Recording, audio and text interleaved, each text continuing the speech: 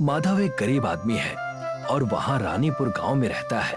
गांव के चारों ओर घना जंगल है और ये जंगल वन विभाग के अधीन है। माधव के परिवार में उसकी बीवी और उसकी बेटी है, पर उसके पास कोई नौकरी नहीं है। ऐसा कब तक चलता रहेगा जी? हमारी बेटी अब बड़ी हो गई है, आपको कोई नौकरी कर लेनी चाहिए। तुम्हें क्या लगता है मुझे घर पर बैठना पसंद है क्या? मैं भी कोशिश कर रहा हूँ कि जल्दी कोई नौकरी मिल जाए। माधव नौकरी की तलाश में घर से निकल पड़ता है, पर उसे कहीं भी नौकरी नहीं मिलती। आखिरकार थक हार कर शाम को माधव अपने घर वापस लौटता है। उसका उदास चेहरा देखकर उसकी बेटी उससे पूछती है, क्या हुआ पापा, आप बहुत उदास दिख रहे हो? कुछ नहीं बेटा, बस यूं ही। मुझे पता है आपको नौकरी नहीं मिल रही है, इसीलिए आप उदास हो ना। आपको जल्दी ही कोई नौकरी मिल जाएगी, आप चिंता मत कीजिए। देखो मेरी बेटी कितनी समझदार हो गई है।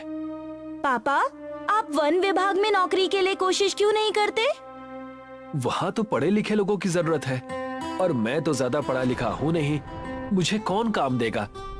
पापा, आप लकड़ियों का काम अच्छे से जानते हैं, क्या पता उन लोगों को किसी ऐसे ही आदमी की जरूरत हो। ठीक है बेटा, मैं कल जाकर वन विभाग के लोगों से मिलता हूँ। मुझे नौकरी की जरूरत है, क्या मुझे यहाँ पर कुछ काम मिल सकता है? तुम्हें क्या काम आता है? मैं एक बढ़ई हूँ, लकड़ियों का सारा काम जानता हूँ। हम तो एक ऐसे ही आदमी को ढूंढ रहे थे, तुम आज से ही काम शुरू कर दो। नौकरी मिलने की बात सुनकर माधव खुश हो जाता है और काम करना शुरू कर देता है। माधव पेड़ों से निकाली हुई इमारती लकड़ियों में से मजबूत लकड़ियों को अलग और दीमक लगी हुई लकड़ियों को अलग करता है। साहब, ये जो लकड़ियां खराब हैं, इनका क्या करूं? वैसे तो ये किसी काम की नहीं है, फेंक दो इन्हें। माधव उन दीमक लगी हुई लकड़ियों को फेंक देता है। शाम का वक्त होता है और माधव घर आ जाता है। आज बहुत खुश नजर आ रहे हैं पापा, क्या बात है? बेटा, मुझे वन विभाग में नौकरी मिल गई है। ये तो बहुत अच्छी बात है, अब मैं एग्जाम की तैयारी करने के लिए कोचिंग जा सकती हूँ। हाँ हाँ, जरूर जाओ। माधव के इस वन विभाग वाली नौकरी से उसके घर की दशा सुधरने लगी थी। अब राधिका भी कोचिंग में जाकर पढ़ने लगी थी। एक दिन इसी तरह लकड़ियों में से माधव अच्छी लकड़ियां एक तरफ कर रहा था और दीमक लगी हुई लकड़ियों को फेंक रहा था। तभी उसके दिमाग में एक ख्याल आता है, क्यों ना इन खराब लकड़ियों को घर ले जाऊं, कभी ना कभी तो काम आएंगे ही। माधव दीमक लगी लकड़ियों को अपने घर ले जाता है। अगले दिन वो सुबह उठकर काम पर आता है और शाम को घर लौटते समय फिर से उन खराब लकड़ियों को अपने घर ले जाता है। इसी तरह जब वो ऐसा करता था तो एक दिन एक लेडी ऑफिसर देख लेती है। अच्छा, तो अब तुम चोरी भी करने लगे हो? नहीं मैडम, मैं चोरी नहीं कर रहा हूँ, ये लकड़ियाँ तो खराब हैं, इसलिए इन्हें लेकर जा रहा हूँ। अगर खराब है तो क्या इनका अचार डालोगे? झूठ मत बोलो, तुम जैसे चोरों को ये नौकरी नहीं देनी चाहिए थी। कल से नौकरी पर मत आना। माधव निराश होकर घर आ जाता है। नौकरी छिन जाने से वो बहुत परेशान होता है। तभी उसकी नजर अपनी लाई हुई लकड़ियों पर पड़ती है। क्यों न इन लकड़ियों से एक रिक्शा बना लूं? माधव सारी सड़ी हुई लकड़ियों से दीमक को हटाकर साफ करता है। वो दिन रात मेहनत करके इन लकड़ियों से एक रिक्शा तैयार कर लेता है और रिक्शा चलाने का काम शुरू कर देता है।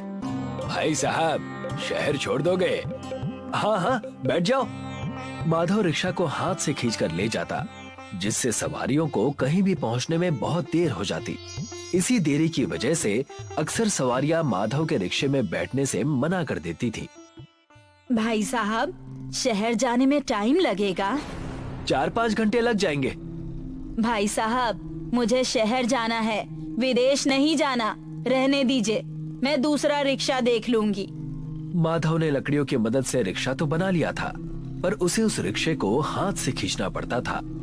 पापा, मेरे एग्जाम्स आने वाले हैं, मुझे शहर जाने के लिए कुछ पैसों की जरूरत है।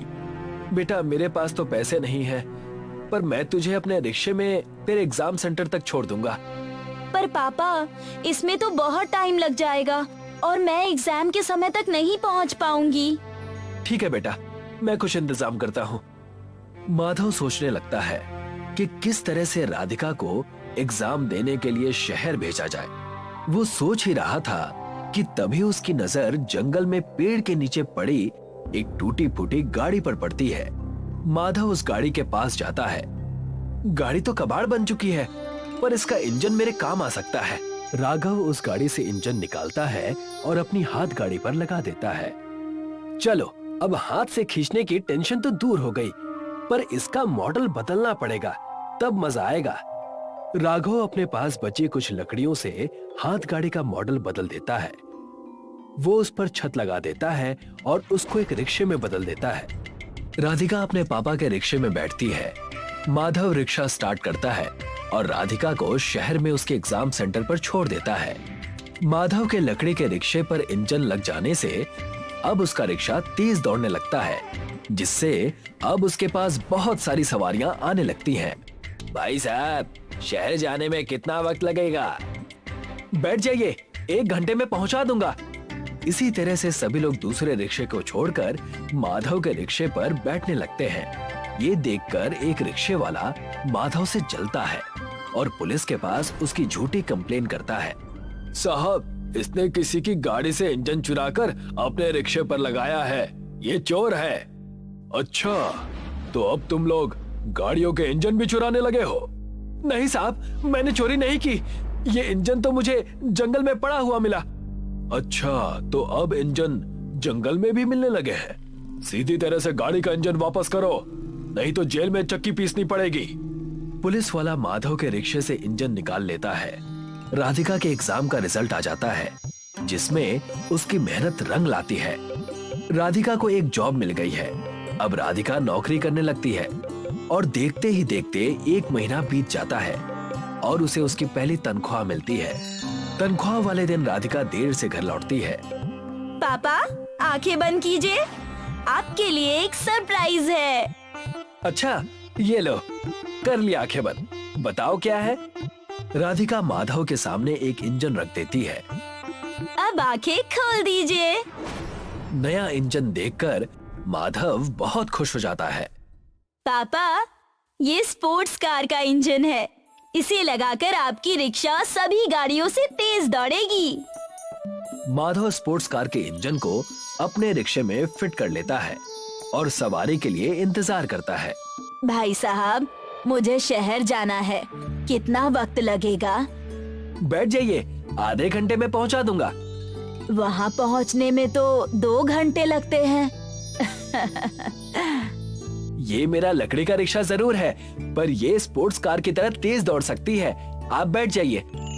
वो महिला माधव के रिक्शे में बैठ जाती है और माधव उसको आधे घंटे के अंदर ही शहर पहुंचा देता है, जिससे खुश होकर वो महिला माधव को डबल किराया देती है। इसी तरह से अब माधव लोगों को तेजी से गांव से शहर पहुंचाता है।